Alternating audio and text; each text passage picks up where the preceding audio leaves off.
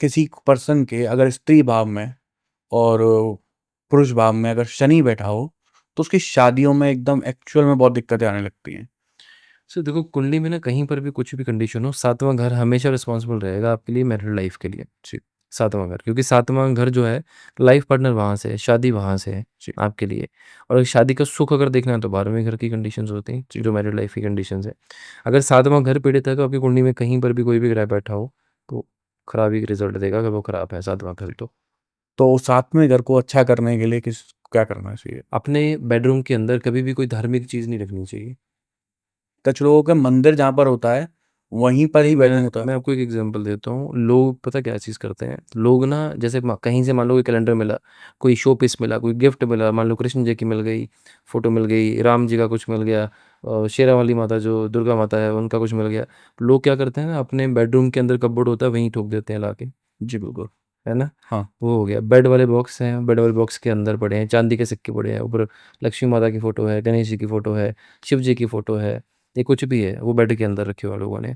गलती ये होती है कि बेड का जो एरिया है वो शुक्र का स्थान है आपका, और यहाँ पर आपको धार्मिक चीज़ें नहीं रखनी चाहिए जो बृहस्पति की होती हैं।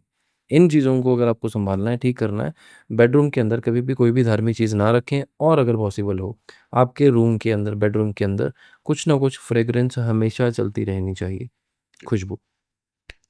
बट मैं उस केस में पूछ रहा हूँ कि मान लीजिए किसी आदमी के पास 2 कमरे हैं, हुँ। एक कमरे में फैमिली रह रही है, तो एक अपने कमरे में कमरे में खुद है, कर ले। तो मंदिर का क्या करे वो? मंदिर बाहर कमरे सीधे तो नहीं बने होंगे, बाहर लॉबी तो बनी होगी। कुछ लोगों के तो 2 ही कमरे होते हैं सर।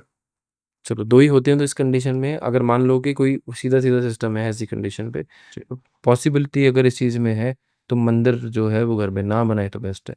क्योंकि बेडरूम की जो क्रियाएँ होती हैं उसके हिसाब से घर के अंदर मंदिर नहीं होना चाहिए फिर उस जगह पर।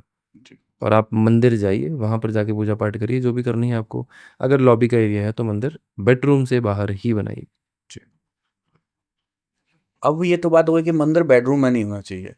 पर मैंने ना हम हिंदुओं का एक मानना है जी। कि मंदिर के अंदर ना होलसेल में भगवान रखते हैं हम, हाँ, कि नहीं कृष्ण भगवान को नहीं रखेंगे तो वो बुरा मान जाएँगे। अब बिल्कुल। शिव जी को नहीं रखेंगे तो बुरा मान जाएँगे। हाँ। और गणेश जी को नहीं रखें, गणेश जी लक्ष्मी रखेंगे तो लक्ष्मी नहीं आएगी।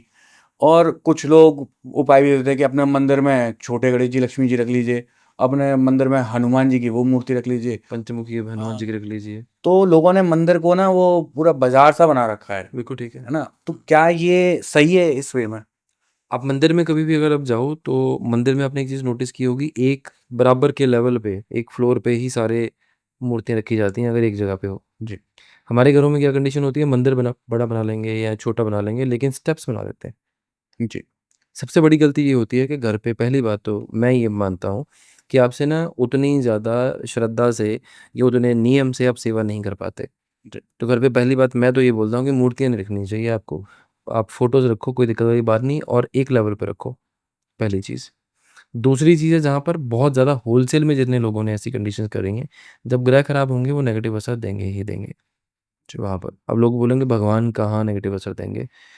बात ये नहीं है, बात ये है कि आपके घर में वास्तु भी तो एक काम करता है ना। वास्तु किसने बनाया? भगवान। भगवान ने बनाया ना। शास्त्रों में लिखी हुई हैं ये चीज़ें, सारी चीज़ें। कौन ऐसा कोई ऐसा पर्सन है कि जो ये मना कर दे कि जी मैं इस घर में गया था, मुझे ये नुकसान नहीं हुआ या फ़ायदा नहीं हुआ? असर किया तभी तो हुआ ना। या फिर कोई लोग जो बोलते हैं जी वास्तु-वुस्तु कुछ नहीं होता, वही दूसरे दिन में बोल रहे होते हैं ये वाला घर मेरे लिए बड़ा लकी है। कहाँ से आया लक वर्ड? बिल्कुल, तो काम तो करती हैं चीज़ें। जी। हाँ जी।